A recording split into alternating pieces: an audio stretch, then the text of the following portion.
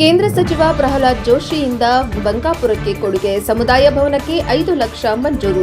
ಬಂಕಾಪುರದ ಶ್ರೀ ಬಸವಣ್ಣ ದೇವಸ್ಥಾನದ ಸಮುದಾಯ ಭವನ ನಿರ್ಮಾಣಕ್ಕಾಗಿ ಸಂಸದರ ಸ್ಥಳೀಯ ಪ್ರದೇಶಾಭಿವೃದ್ಧಿ ನಿಧಿ ಎಂಪಿಎಲ್ಎಡಿಎಸ್ ಅಡಿಯಲ್ಲಿ ಕೇಂದ್ರ ಸಚಿವರು ಹಾಗೂ ಸಂಸದರಾದ ಸನ್ಮಾನ್ಯ ಶ್ರೀ ಪ್ರಹ್ಲಾದ್ ಜೋಶಿ ಅವರು 5 ಲಕ್ಷ ರೂಪಾಯಿಗಳನ್ನು ಮಂಜೂರು ಮಾಡಿದ ಭೂಮಿ ಪೂಜೆಯನ್ನ ಯುವ ಮುಖಂಡ ಶ್ರೀ ಭರತ್ ಬೊಮ್ಮಾಯಿ ಅವರು ನೆರವೇರಿಸಿದರು.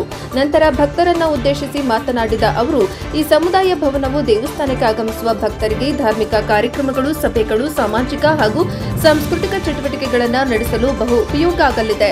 ವಿಶೇಷವಾಗಿ ಗ್ರಾಮೀಣ ಭಾಗದಲ್ಲಿ ಇಂತಹ ಮೂಲಭೂತ ಸೌಲಭ್ಯಗಳ ಅಗತ್ಯವನ್ನ ಮನಗಂಡು ಈ ಅನುದಾನವನ್ನ ಮಂಜೂರು ಮಾಡಿರುವುದು ಶ್ಲಾಘನೀಯವಾಗಿದೆ ಎಂದರು. ಈ ಯೋಜನೆಯ ಭೂಮಿ ಪೂಜೆ ಕಾರ್ಯಕ್ರಮವು ಭಕ್ತಿ ಭಾವದಿಂದ ಹಾಗೂ ಅದ್ದೂರಿಯಾಗಿ ನೆರವೇರಿತು.